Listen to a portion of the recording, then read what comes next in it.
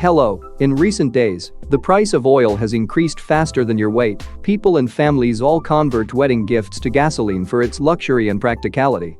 At this point, the question is whether we will enter another period of oil crisis or not. Actually, in the past we have not only had Black Friday, but a whole Black Week because of oil, and in today's video, let's learn about the oil crisis of 1973. First, let's find out what caused this crisis. After the Six-Day War in June 1967, Israel took the Golan Heights from Syria, the Sinai Peninsula from Egypt, and East Jerusalem from Jordan. Feeling more helpless than in his grandfather's time, then Egypt President Anwar al-Sadat was determined to regain the lost land with another war. And the enemy of the enemy is a friend, he immediately contacted the Syrian president to fight with Israel, then the alliance also had powerful arms like Iraq and Jordan. After a long time of planning, the military leaders of Egypt and Syria also chose an auspicious day to open fire. At exactly 2 p.m. on October 6, 1973, they began to attack Israel, and Israel at that time was still sleeping with pillows high, not knowing the muzzle was pointed at them. However, after only a few days, the Israeli military forces defeated the Syrian campaign in the southern Golan Heights, while for Egypt, the Israelis were more difficult, and when faced with the danger of defeated, Israel was forced to look to the American brother to rely on. With a close relationship above friendship, under love, plus knowing that the Soviet Union is a big supplier of weapons to Egypt and Syria, the US immediately agreed to approve an additional military aid package worth $2.2 billion. Combat aircraft, tanks and ammunition were immediately set to go to Israel. In addition, with the advice of the US, Israel also changed its tactics to keep Egypt at bay. When unable to continue fighting to the end, Egypt began to use the last guise, which is oil. The story is that, before pulling troops to Israel to claim land, Egypt had an intimate meeting with Saudi Arabia and Arab oil-producing countries. After the meeting, he decided, any country that gets involved in this war and helps Israel will limit oil exports.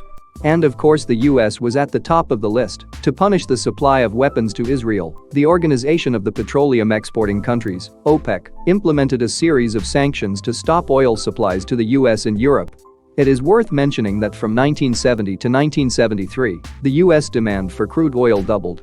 In 1973, the United States imported 6.2 million barrels of oil a day, and 66% of that supply came from the Middle East.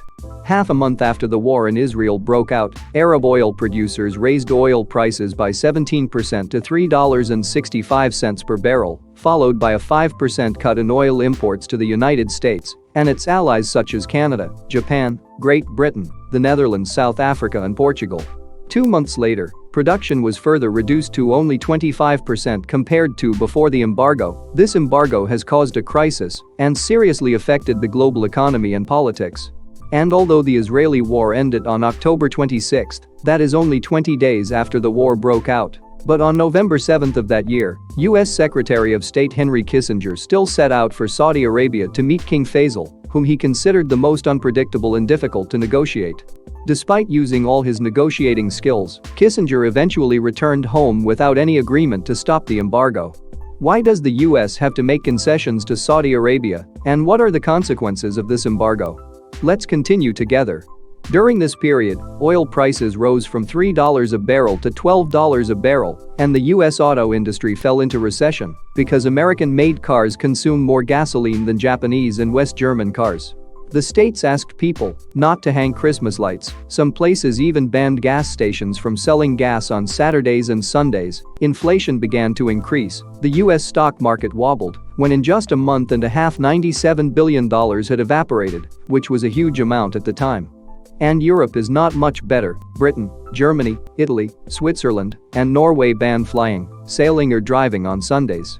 The UK requires people to heat only one room in the house during the winter. Sweden requires people to exercise with 37-degree blankets to keep warm because they have cut gas and oil for heating. And the Netherlands is more severe, is to imprison people who consume more electricity than they are allowed to use. In general, of the 9 members of the European Economic Community, Britain and France have almost no interruption in oil supply because they refuse to allow the US to use airports and stop supplying weapons to both Israel, Egypt, and Syria.